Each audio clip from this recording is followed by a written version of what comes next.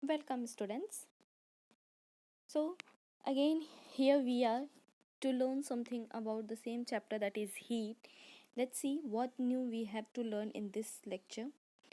As I have told you earlier, that in this lecture we have to study about conductors and its application, insulators and its applications, then the applications of convection, you can say that, and these are land breeze and sea breeze.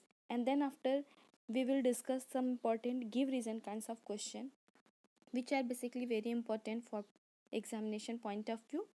So first, let's start conductor. So what is conductor? You have often seen that when you use to cook something, you often use the cooking vessels which is made up of some kinds of metal, and these metals are basically made up of conductors. So conductors are the materials which allow heat to pass through it. Okay, when heat pass through it make them easier, or it make them to cook food very fast. So these kinds of metals or these kinds of substance which allow heat to pass through it are known as conductors. Basically, the common examples of conductors are iron, copper and aluminium. Most of the metals, or you can say that all the metals, are the good conductor of heat. Next is conductors are used to make the cooking utensils. This is the application of conductor, that it is used to make the cooking utensils, electric wires. Here, one more point I have included, that mercury metal is used to making the thermometers because it is a good conductor. Students, it is often asking in the examination also, that why do we use mercury in thermometer? So the reason behind that, we have all also discussed the thermometric liquid, the main principle behind using thermometric liquids, what are the characteristics of the thermometric liquid.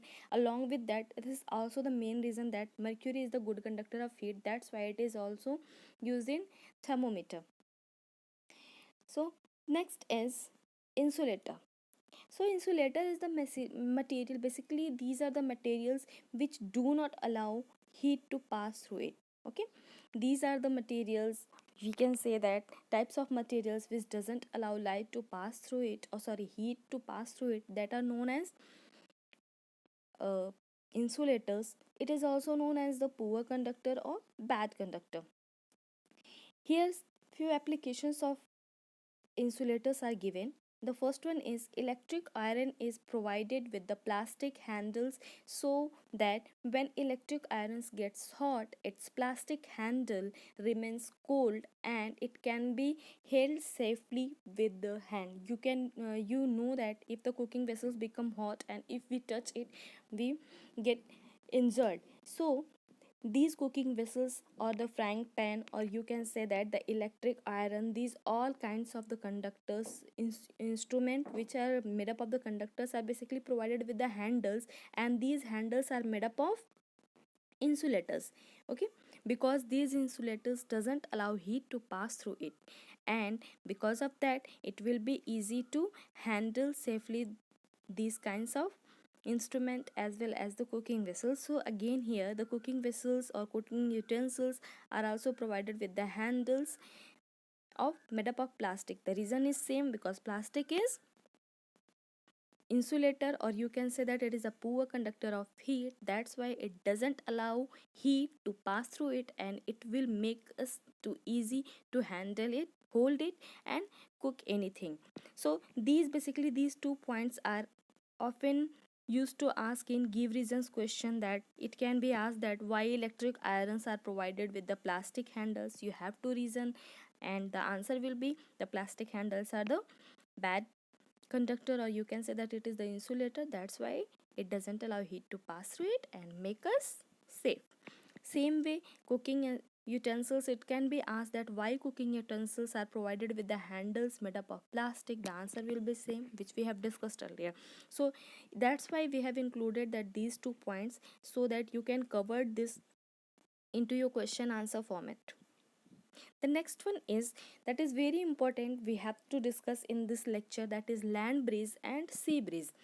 So first of all, we have to know that what is breeze. Gentle breeze is gentle wind is called breeze. What is wind? Do you know the answer? When the air blows, that is known as wind. And when this wind feels a very smooth and pleasant, gives the very smooth and pleasant feeling, we can say that it is a gentle wind, and that is called breeze.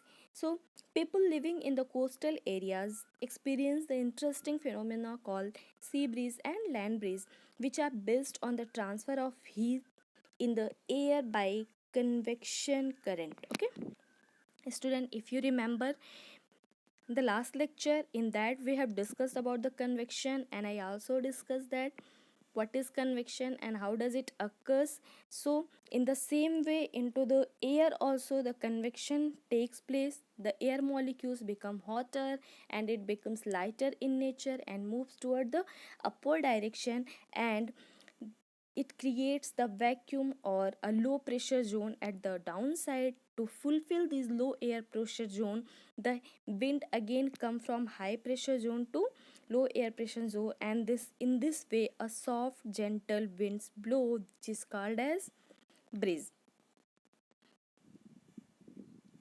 So first we discussed sea breeze. Student, see, this is the basic common property of land and water, that land gets heat very faster and it also cool downs very faster in compared to water.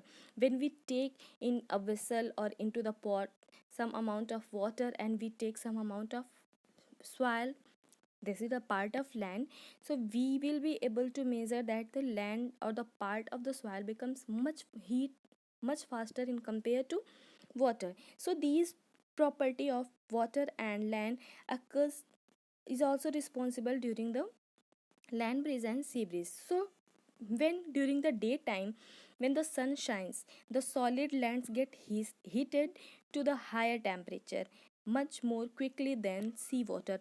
See here that land heats much faster in compared to seawater. Okay, the hot air over the land rises towards and cool airs, as I have told you already, that when the hot airs, when the air present, suppose that it is the land and air present near the land, it becomes, if the land becomes hotter, the air present nearby the land it also becomes hot and it moves towards the upward direction, and it creates the low air pressure zone at the near the land area. So to fulfill these low air pressure zone, the winds come from the sea. As you know that the sea becomes hotter, slow in compared to the land. That's why near the seaside, the air present below the sea level, it will become cool in compared to the air present into the land area. Okay, so these cool areas and airs, you know that the cold air is having the much high pressure in compared to the hot air. Okay, so these cold air, as it contains the much high air pressure, so the air moves from sea to fulfill the low air pressure of land. Okay, and when it completes the low air pressure zone, a land breeze, sorry, sea breeze move, it is called as the moving of air from sea to land is called as sea breeze. So student, basically sea breeze occurs during daytime, and the movement of air or the movement of wind takes place from sea to land. These 2 points you have to always keep in your mind. The breeze blowing from the sea towards the land is called as sea breeze. Hope you got that. Now the next one, that is land breeze, in just opposite to the sea breeze. Okay, during the night time, as I have told you that land becomes hotter very fast in compared to sea. So the air present near the land area, it also becomes hotter in compared to the air present into the sea area. So during the night time, when the sunset takes place and the temperature becomes cool down, at the same time the hot land cools much faster than the warm sea. as well as the land increase its temperature or it becomes hot much faster in compared to the sea. In the same way, it becomes cool much faster in compared to the seawater. Okay, so when during the night time the temperature cools down, the land surface becomes cool much faster in compared to the seawater. Now at this time, the air present near the sea level is hotter in compared to the air present near the land level. Okay, so at this time when this hot air moves toward the upward direction near the seaside, here the low air pressure zone is created, and to fulfill this low air pressure zone, the cold area which is present near the land side, it comes toward the sea level, and because of this a smooth gentle breeze is produced which is called as land breeze. So at the night time, the hot land cools much faster than the warm seawater. Due to this, the land becomes cool very quickly, but the seawater remains warm for a much longer time. So during the night, the hot air over the warm sun rises toward and cooler airs from the land blows toward the sea in the form of breeze. The breeze blowing from the land toward the sea is called as land breeze.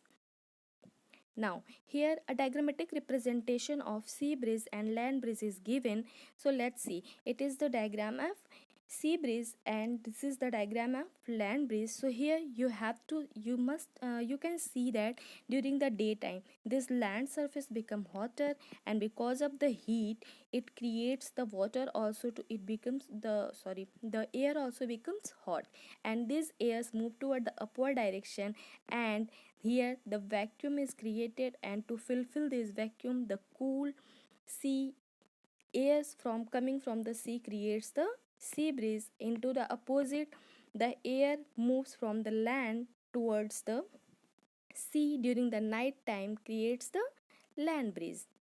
Students, again here some kinds of give reason question is given. Let's solve these questions and try to know the answer of these kinds of questions. The question number 1 is, how woolen cloths keep us warm during cold winter? The reason behind that, the you often see that during the cold or during the winter time we used to take woolen cloth. The reason behind that, the woolen cloth, it is made up of cotton or wool, which are the insulator of heat. It doesn't allow the heat to pass through from our body to our environment. That's why our body becomes hot. So the simple reason is that the wool cloths are insulators, so it keeps us warm into the winter. That's why we used to wear it. Why wearing more layers of clothing during the winter keep us warmer than wearing just a thick piece of clothing? Students, it is very common practice during the winter season. We used to wear the 2 or 3 layers of cloth instead of wearing a single thick layer of the cloth. The reason behind that, when we wear the 2 or 3 layers of cloth, at the between the each two layers there is air trapped, and this trapped air is working as the good insulator, or you can say that poor conductor of heat. So it doesn't allow the heat from our body to move outside, and that's why we feel hot and our body feels hot. That's why we always prefer to 2 or 3 layers of cloth to wear during the winter season.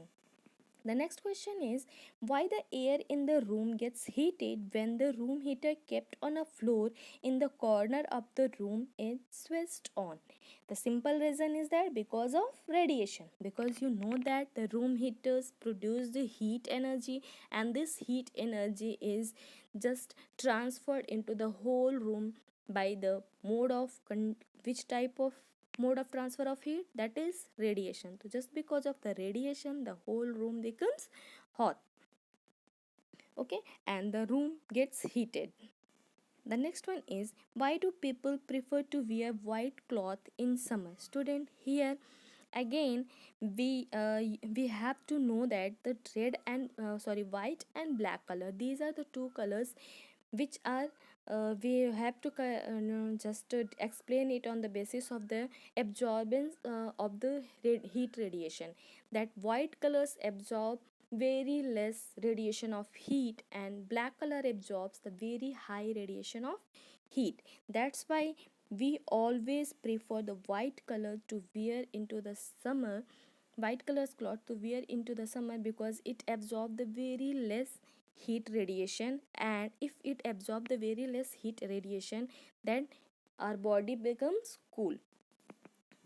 It is advised the outer walls of the houses should be painted white into the places of hot climate. Again, the answer will be same, that white color absorbs the very less radiation of heat. That's why it keeps the houses cool during the hot climate, near the hot climate. That's why it is always advised to put the white color on the houses of the wall of the houses.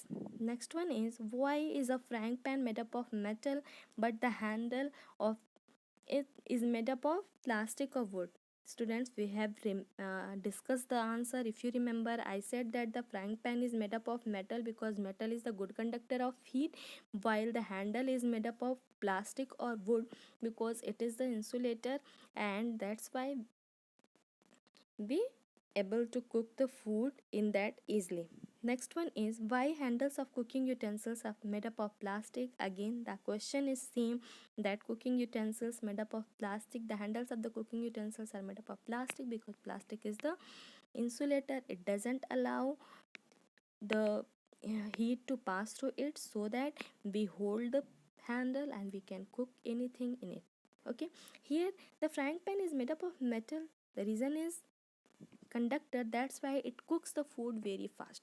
So students, hope these questions and the answers you will be able to understand, and if you have any kind of confusion, you can ask into the comment box.